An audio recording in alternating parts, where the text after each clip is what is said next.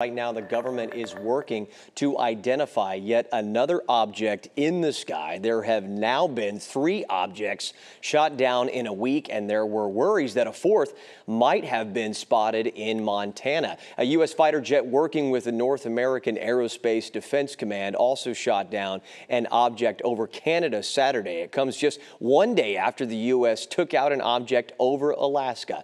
ABC's Mary Alice Parks has more.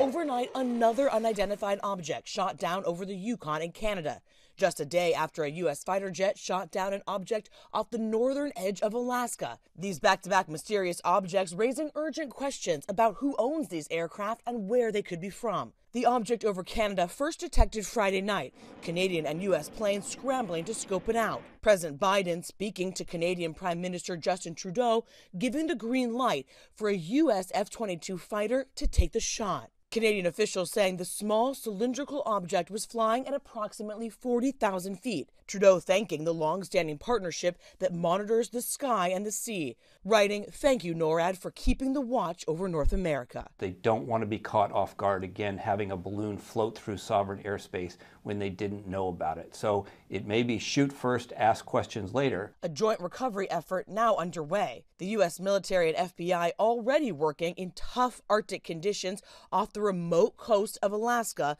to try to recover and learn more about that other unidentified object brought down Friday. Snow, wind, and little daylight making that operation extremely tough.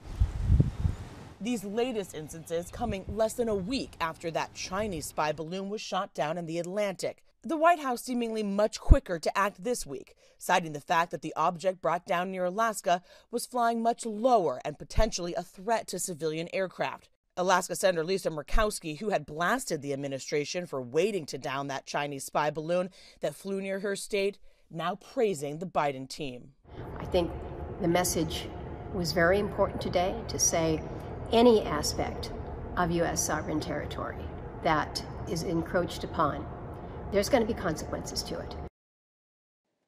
So I know a lot of you are asking what's going on right now. So we turn to a Dallas woman who worked as a CIA officer focusing on Chinese counterintelligence. Tracy Walder tells us countries spying on each other is nothing new. It has happened for generations and will continue. But she says this feels different.